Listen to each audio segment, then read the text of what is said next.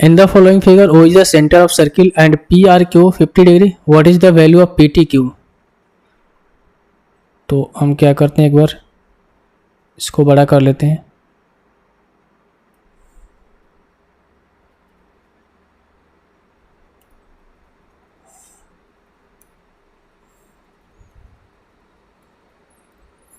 ध्यान से देखिए क्वेश्चन में पी आर क्यू हमें दे रखा है कितना, पी आर और क्यू, ये एंगल हमें दे रखा है कितना भाई 50 डिग्री।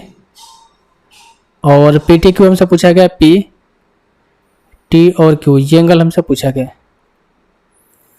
तो आप हमें ये बताओ कि अगर ये 50 डिग्री है तो यहाँ पर एंगल कितना बनेगा, यहाँ पर एंगल कितना बनेगा सेंटर में, क्योंकि ये 50 डिग्री है तो भाई जो सेंटर में एंगल बनेगा यहाँ पर ये कितना बनेगा।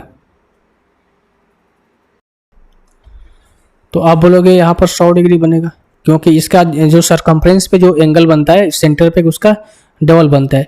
या फिर आपने एक ऐसा भी पढ़ा होगा कि जो दो कोर्स के द्वारा जो हम यहाँ से बना रहे हैं ना, और सेम कोर्स से अगर मैं दूसरी किसी भी सरकमफ्रेंस पे अगर मैं इसी कोर्स से लाइन को ड्रॉ करूंगा तो जो एंगल यहाँ पर बनता है वही एंगल यहाँ पर भी बनता है। अगर यहाँ पर थीटा बनेगा तो यहाँ पर भी थीटा बनेगा।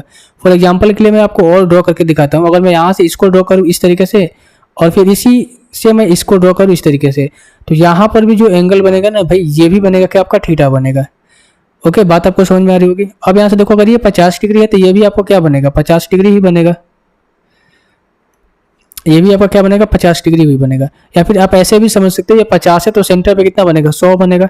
जब सेंटर में 100 बनेगा तो फिर अगेन सरकमफ्रेंस पे कितना बनेगा 50 बनेगा। इसीलिए मैंने बोला कि सेम पॉइंट से, ठीक है, दो सेम पॉइंट से कितने भी कोर्स को निकाल लो, ठीक है, अगर दो कोर्स को निकाल रहे हैं तो उनमें से जो भी एंगल बनेगा ना सरकमफ्रेंस पे वो सेम बनता है। अब फॉर एग्जाम्पल के लिए मैं और यहाँ से कोड निकाल लूँ इस तरीके से, मैं इसको ऐसे कर लेता हूँ और इसी पॉइंट से इस पॉइंट से इसको ऐसे कर लेता हूँ।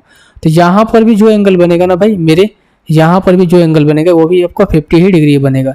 बात आपको यहाँ पर जो कंसेप्ट है वो क्लियर हो रहा होगा।